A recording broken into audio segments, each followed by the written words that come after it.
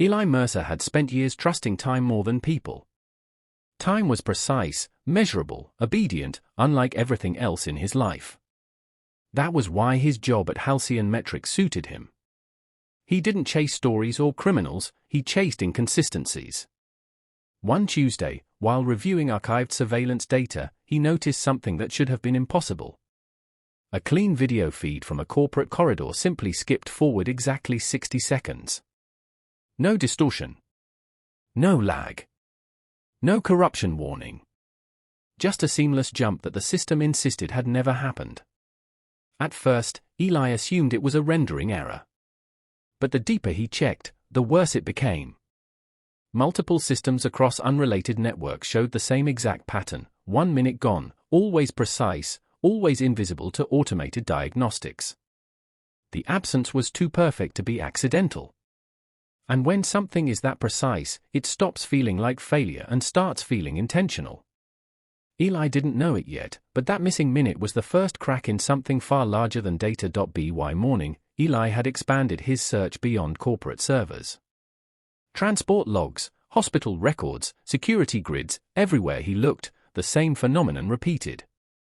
A train arriving 1 minute, the next frame already a full minute ahead. A hospital monitoring system recording steady vital signs, then skipping forward without explanation. Each instance was identical in structure, as if time itself had been edited with surgical precision. When he reported it, his supervisor Dr. Lillian Corbeau didn't react the way he expected. There was no curiosity, no urgency, only silence that lingered too long. Then she told him to stop looking at those timestamps altogether.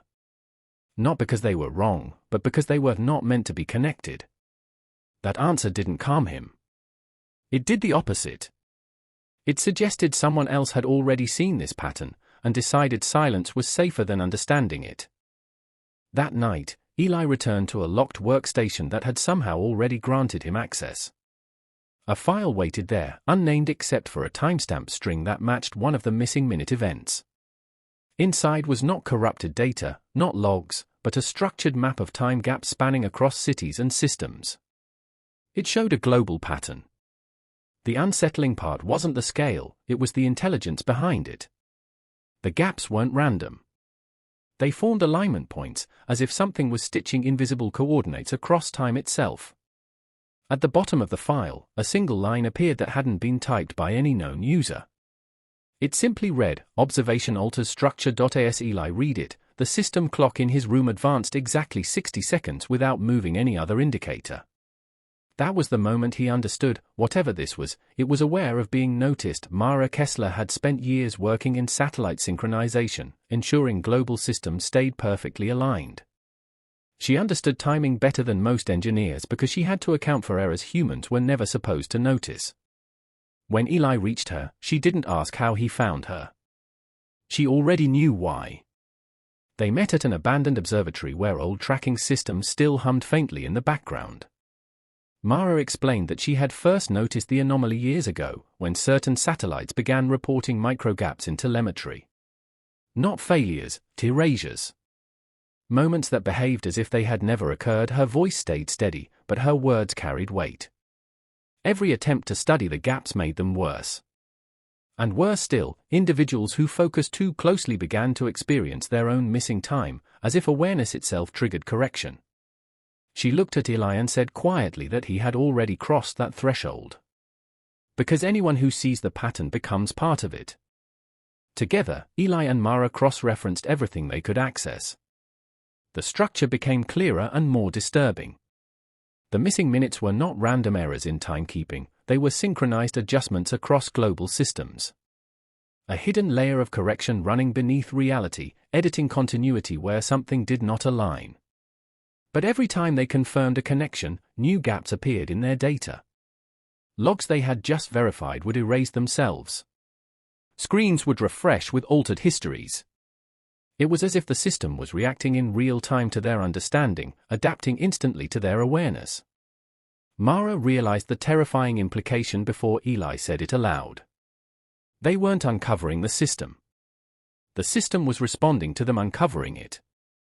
And the more they observed, the more they were being included in its calculations. The city didn't collapse. It corrected.